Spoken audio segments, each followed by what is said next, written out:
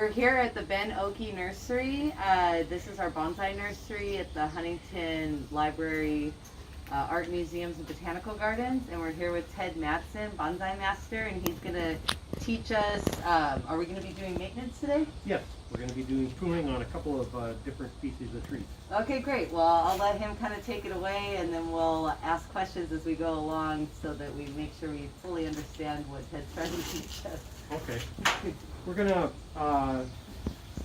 here's a tree we're looking at. This is a pomegranate. And one of the things I teach a lot in bonsai is how trees are the trees.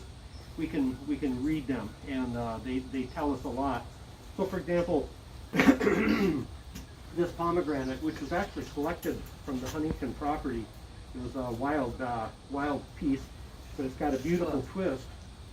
So when Dave's crew found it a number of years ago, they said, wow, this looks pretty cool. So they stumped it, and it's been growing ever since.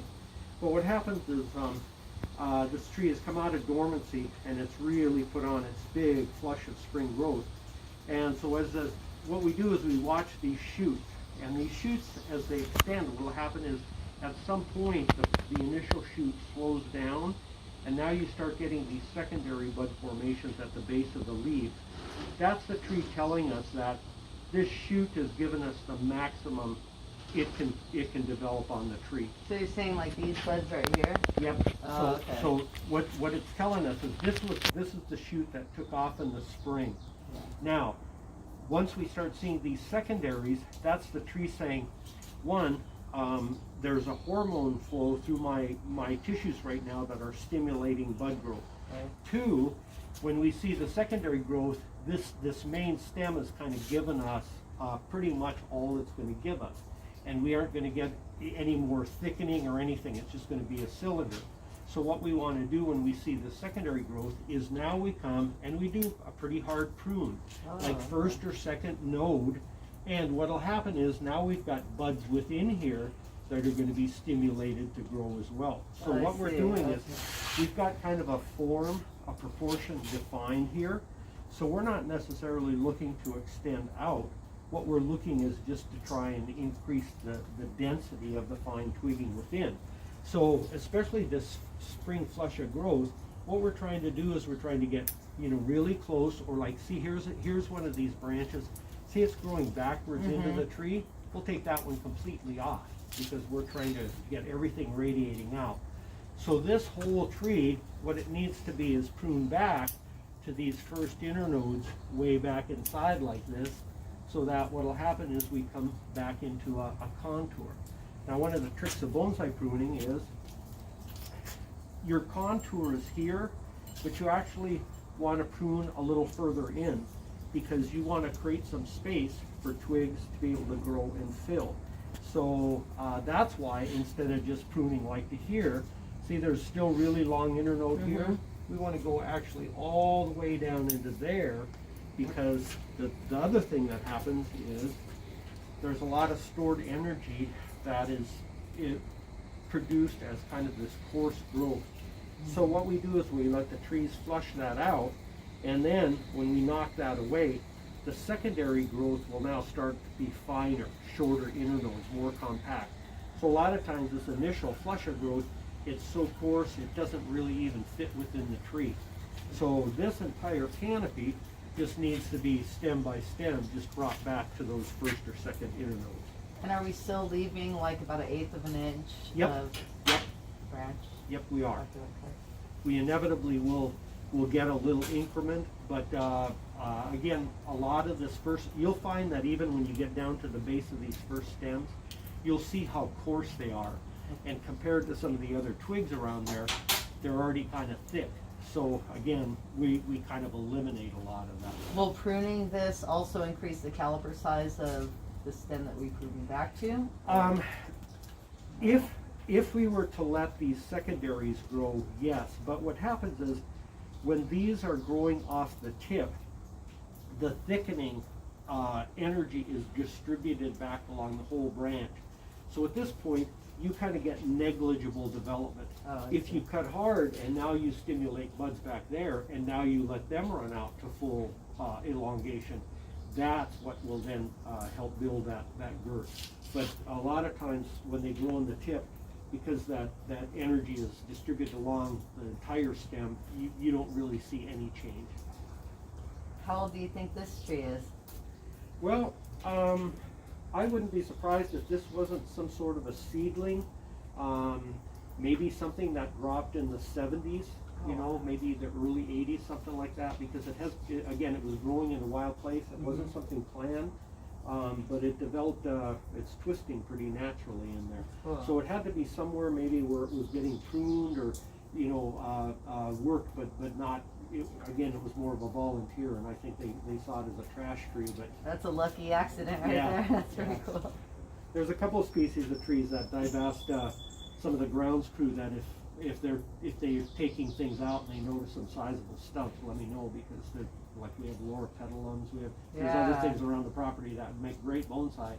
So yeah, there's some stuff out there that already looks like a little bonsai tree. What about this stem coming out, that leader branch? Yes. What happens is pomegranates, they can be a little bit unpredictable in terms of their dieback.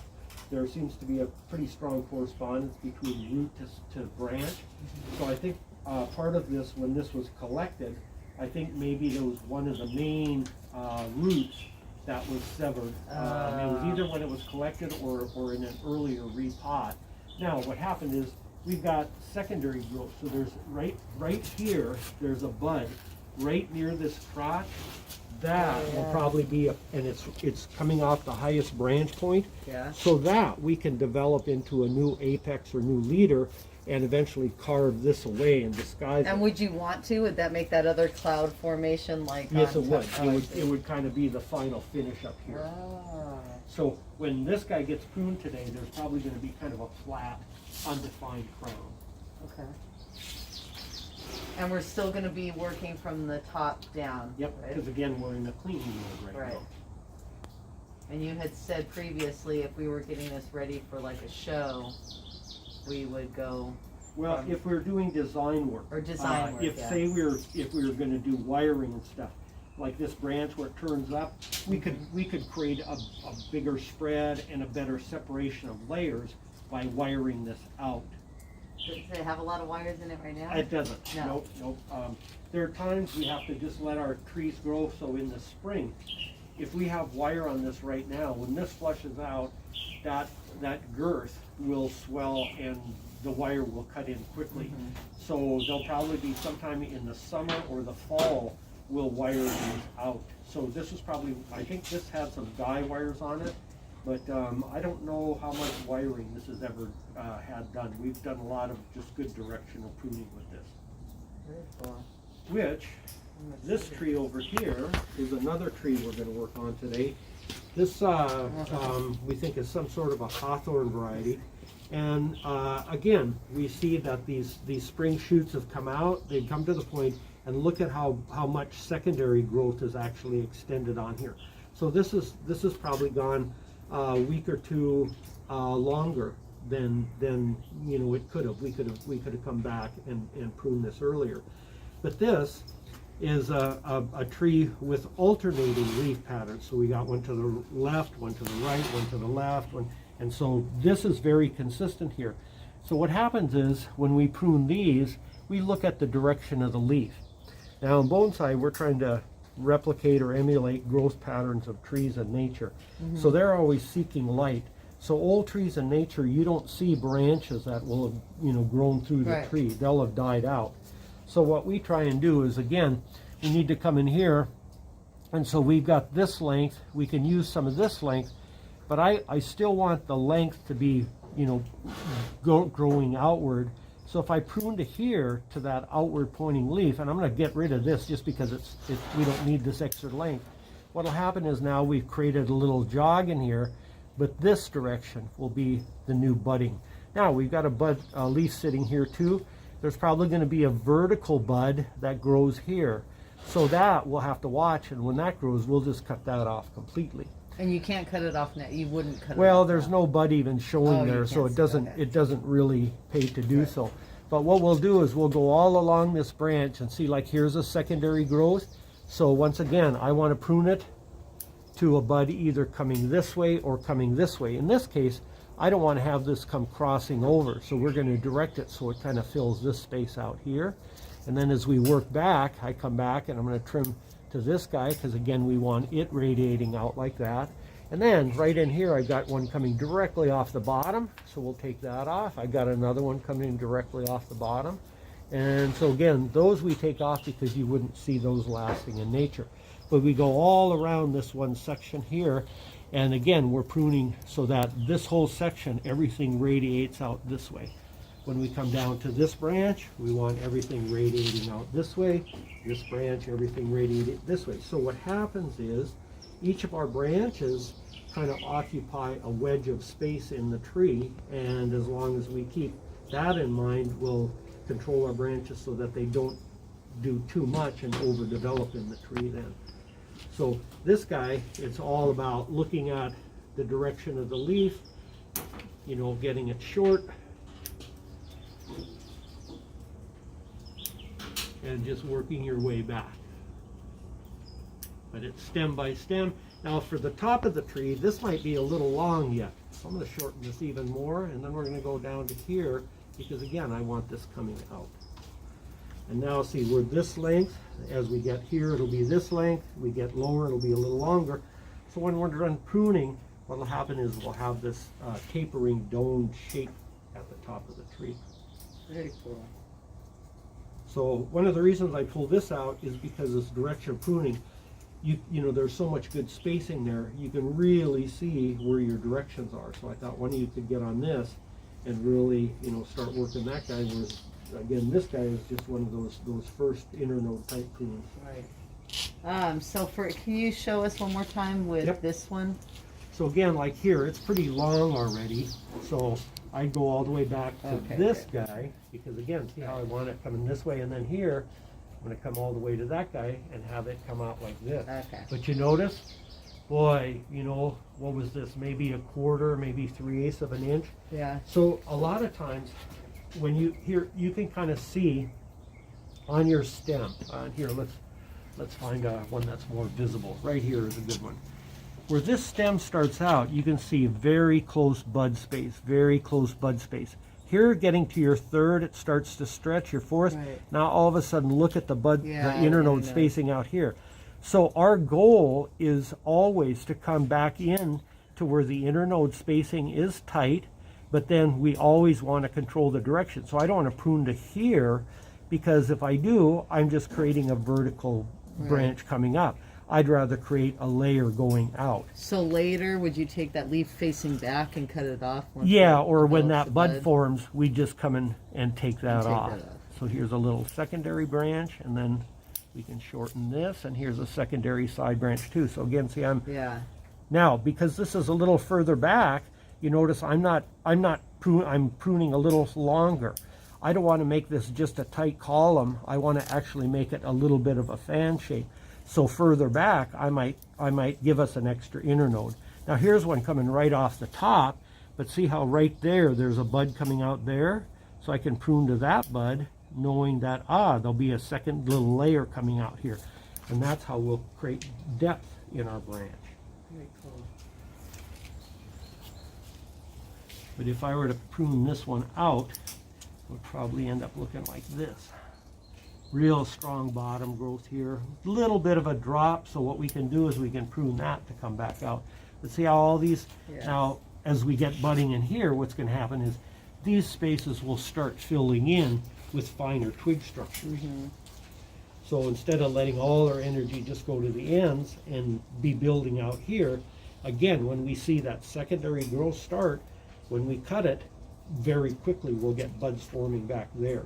If we don't watch our timing, say if we get this secondary flusher growth, then the trees a lot of times just kind of go into a rest period. Well, for pruning, then the tree just sits. So again, if we respond to when the tree is speaking to us, we get, you know, even more performance out of them. That's how we can get multiple prunings on a tree in a year. So we can increase the evidence of age by a multiple factor within 1 year. It's through this pruning and this direction of pruning. What it does is that it allows us to more deliberately build the structures that we will retain over longer periods of time. So instead of just, let stuff go randomly, then we go clear that out. Now we got big holes because these verticals that are so dominant came through the tree and it inhibited the laterals from growing out. So by doing this, we create this lateral structure that then holds over a long period of time. And where were these trees taken from? Were they grafted or air layered? Or? No, I'm not sure. That was from San Gabriel Nursery. I was going to say, I think this might have been a San Gabriel okay. Nursery gift. Oh, cool. And so, Pomegranate was dug out of the pomegranate, or out of the parking lot. When Yeah, that's what he was saying, that they when dug the, it out. Reconfiguration took place about 5 years ago. Oh, well, that's not that long ago. and what I'm working on is this was came from a bonsai collection. This is a Chinese quince. It's a little different species for us, and what this is noted for, and you don't see it so much now, but this gets an exfoliated bark, and when bark exfoliates, the underbark color pattern, you get these lime greens and oranges, Rainbow. and I mean it's almost like that one eucalyptus. Rainbow we have. eucalyptus, yeah, eucalyptus. Oh, cool. So, and and I this do is the a same- flowering one, the ones that get like super covered in flowers when they're deciduous, or no? It These- has flowers, but not showy. Oh, okay. Big yellow fruit, which rarely produced in Southern California. Up in La Cruz Mission, I've seen the fruit quite readily. Oh, how cool. Down here. Even the Japanese, when you see these in a winter silhouette show because of the bark, and what they do is they fruit in the fall. Mm-hmm. They'll collect the fruit, put them in the fridge, and then in the winter show they'll come and they'll just see the little spike there. They'll just stick the fruit for Stage it like, photography. Yeah. oh, cool. But the bark color really is quite spectacular when these are exfoliated. Do we have one of these in the garden that's like a mature specimen? Not that I know of. Oh, okay. Not that I know of. There used to be one down by the big bamboos, walking down the Japanese garden, or the Okay. Australian garden. I'm not sure if it's there anymore, and it wasn't a big one. Oh, okay, so we might not be able to see that exfoliating bark. But you can see where I've trimmed, and look at how aggressively we go back. Sometimes first leaf, second leaf, but it's that's one of the things when folks come into bonsai, they're so afraid that somehow they're going to damage the tree. They're reluctant to be that aggressive. Well, that's really how aggressive you need to be.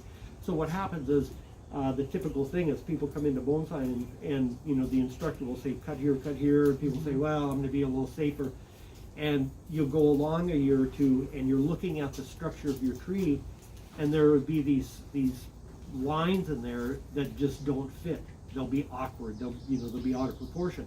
And very typical, the way it happens is somebody has worked on their tree and they go, that doesn't look right. I should have listened back when my instructor said cut here, because I've left here. And so then what they'll do, and this will take like 2 or 3 years, they'll come to this realization. Then they'll go, okay, now I guess I need to cut there. So they've kind of just lost that time. But that's, if somebody says to cut to a certain zone, don't be afraid to cut to that zone, because it really does produce a more desirable structure. Okay. We're less concerned about form. We're more concerned about building good structure, because if we build good structure, the form will come, and with good structure too, the form will be preserved over long periods of time. If you just build form, you will get like suckers coming through. You'll get this odd growth, and what it'll do is you'll lose proper relationship of proportion. So you'll have branches near the top that should be fine, and just because of the way they grow, they'll get coarse and out of proportion. So again, you'll end up having to cut those out, and if you do proper technique, you don't have to do that rework quite so much. So you're building structure and form separately and then simultaneously, or? It comes simultaneously. We concentrate more on structure, and but the form will itself kind of out. build. Okay. You can start by just shaping the form, but what will happen again, we could just kind of come and cut this into a ball. Right. But this tree, because it has all this vertical growth habit, what would happen is you'd get these clusters of suckers, and then they'd produce, watch your grip. You get all these big knuckles and knobs, and that would, the brain seeing that it would register that's something that's been pruned more like shrubbery. A shrub, or tree, yeah. as opposed to something that's evolved its structure in nature. So, what we look for in bonsai is the quality of the line, and the quality of any line. There's 5 elements to it. First thing was we want movement, but we want movement with some taper in it. So again, just a post doesn't do anything. But the taper, what it is the taper is kind of made up of segments of growth. Trees grow in rhythms. They go dormant, then they grow for a year, then they go dormant, they grow for a year. So in any year, there's a pattern of growth that's consistent throughout that whole generation. So what we're doing in pruning is we're creating multiple generations of growth, within a year. So again, what we want to do is make sure that each time we prune, that generation of growth that we create is consistent for that generation. And then as it builds off of that, then the next generation. So again, if we build that way, all this form will come, but it won't have to be reworked over and over and over again. Yeah. So cool to see that.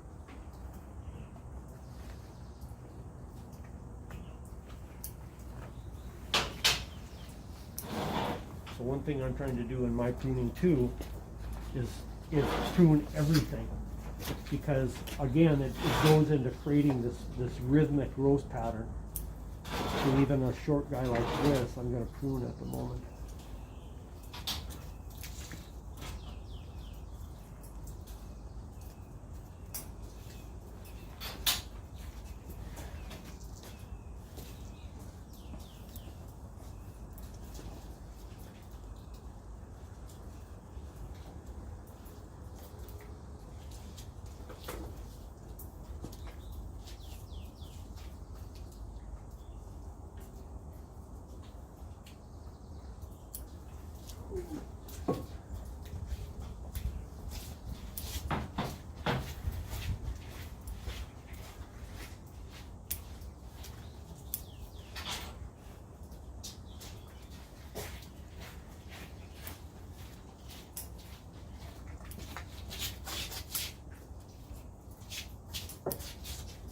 These ones yours, Melanie?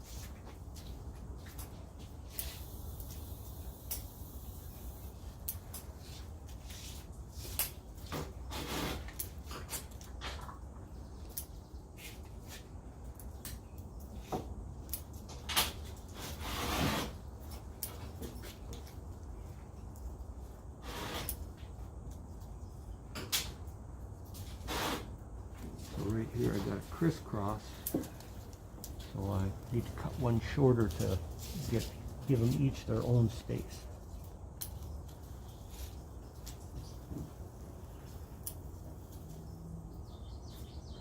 So I could cut to here, but this is already kind of circling around the tree, so I'm going to go shorter to that leaf and get it going back outward right away.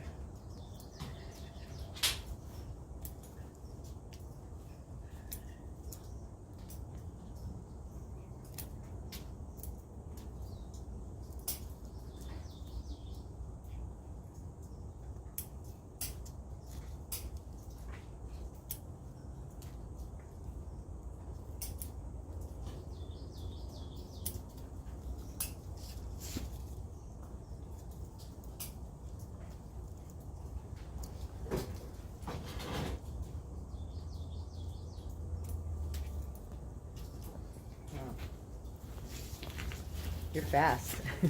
Yeah, know what I'm looking for. Yeah.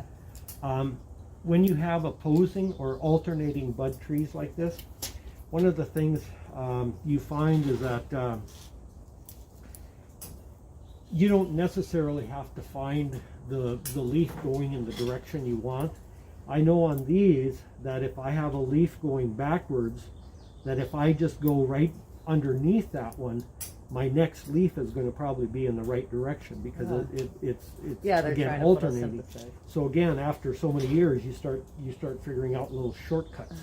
You know, like that's cool. yeah, you know, like even on this stuff, once I start seeing the pattern of, you know, again, like approximate length of our prunings, all of a sudden it becomes very easy because again, you're trying to create this consistent twig pattern. So once you see your zone, it kind of becomes automatic. I'm looking within a certain zone already, and once I find the leaf within that zone going in the direction I want, it's like boom, boom, boom, boom. It becomes almost where you're not making decisions. It's so automatic. Okay. And so, yeah, you can get through a tree pretty quick just you know, because you're not having to examine stem by stem and say, oh, which way is this going? You just kind of see that. And would one zone be like this, like the? Yeah, see, like this whole branch, like say these last couple inches, that's our twig zone now. Oh, okay. So what we're, you know, and if we get budding back here, we can build branches and stuff. But for example, we wouldn't want to just build some straight thing. We got to build it, trim it, so that by the time it gets out here, it will also have the same character that's already in here. Oh, like so you might, like if you got something breaking back here, when you grow it out, you might grow it out a little longer to make sure it gets a little thicker. And then instead of cutting it too tight, maybe it has to reflect this. So if we consider this trunk, this is a primary branch, this is a secondary, tertiary, quaternary, and on down the line. If we're building something back here, that becomes a secondary branch. So the first portion of the secondary branch, we want to make it like these other secondary branches. We want to keep that character similar. So if we build new structures, we try to still build a kind of a generational consistency so that we don't suddenly start producing fine twigs right in here. And you look at it and you go, that doesn't look, you know, the same as all the other growth. So we're trying to, again, just keep these structures similar to the same generational structures you see throughout the tree. When you're starting out with a bonsai, is there ever an instance where you might like wound a stem to get it to grow anything? Not so, well, let's see. There are things we will do. For example, if we have a skinny branch, we may actually wrap it with wire and allow the wire to create some damage, and then the tree will throw some callus out to try and, you know, compartmentalize. And so we can kind of fool the tree into thinking that, oh, I got to build some girth here in some places. We do grafting. There are other ways we engineer trees. Okay. With our wire, you know, we have the ability to go in and really manipulate structures and move them, you know, all over the place. I see this one has a wire. Yeah, this one Just like guy has wire. a guy wire. Deciduous trees, one of the factors with a deciduous tree is you really want a pristine trunk. On our conifers, sometimes we'll even let wire dig in because it can be part of the ruggedness of the dead wood. Whereas on a broadleaf tree or deciduous tree, that kind of damage doesn't, the tree, it will be able to repair itself better in nature. So even in bonsai, you tend not to like to see evidence of scars and cuts and things like that because it shows the tree has been manipulated. So they're like this tree, one of the techniques for a lot of our bonsai is when we take a branch off, we really go in and we take a deeper cut to help this heal over. On this particular tree, we actually leave more of the collar, and what happens is you get this kind of callus roll around it. But then as the tree grows, when you get the exfoliation of the bark, you start getting just these kind of muscly contours. So you actually, the removal of branches, the technique for this tree is different than almost all other trees in bonsai. Because if we do the traditional bonsai cut on this, that cut will just remain open. A bead of callus will form around the edge, but it won't really form that nice natural muscly roll. So yeah, here you have to learn something a little bit different just about this tree in order to get that nice effect of the trunk. Are the techniques ever different, like species to species within the same Yes. genus? Mm-hmm. Yeah. So like this tree and that tree, they're alternating bud trees. So we treat them the same way, but what can happen is the number of prunings on this tree versus that tree will be different. If we're trying to produce flowering and fruit, we may, so like for the pomegranate, on some of these we probably would even see that there might be a tip here and there where a flower is even starting to form. It's kind of, anyway, we know from pomegranates that they send their flowers on the tip of really summer growth. So what we do in pomegranates is we try and get as many prunings from the time they bud out all the way into June, and then what we'll do is, and you know, you can see how coarse this first flush of growth is. When we prune, the next flush of growth will be a little finer, a little shorter. If we get another pruning, the third growth will be even shorter. Now what will happen is we'll prune all through the spring, and then sometime in June we'll stop, and then we'll get this growth out. But instead of getting a stem this long for fruit, we'll get a stem this long, and so the fruit will be right within the tree. So again, with a pomegranate, you get all this spring pruning, but then at one point you say, okay, we got to stop in order to let the flowers and the fruit form if we really want to enjoy it. Sometimes we say, no, we're more interested in just building structure this year, so you know, we'll just prune all through summer, let the tree save up energy and fruit in the future. But no, in each tree, you kind of have to learn what it is that produces what you desire in that particular tree. The guava that I was working on last week, one of the reasons I defoliated that is because it's coming into flower, and it'll be spectacular when those flowers open up and you don't see the confusion of the leaves. Oh, here's one flower. So imagine if that had all those little red bridal brushes all over it. And you can see every one of those knobs, those little flower buds in there. That's going to be wild, yeah.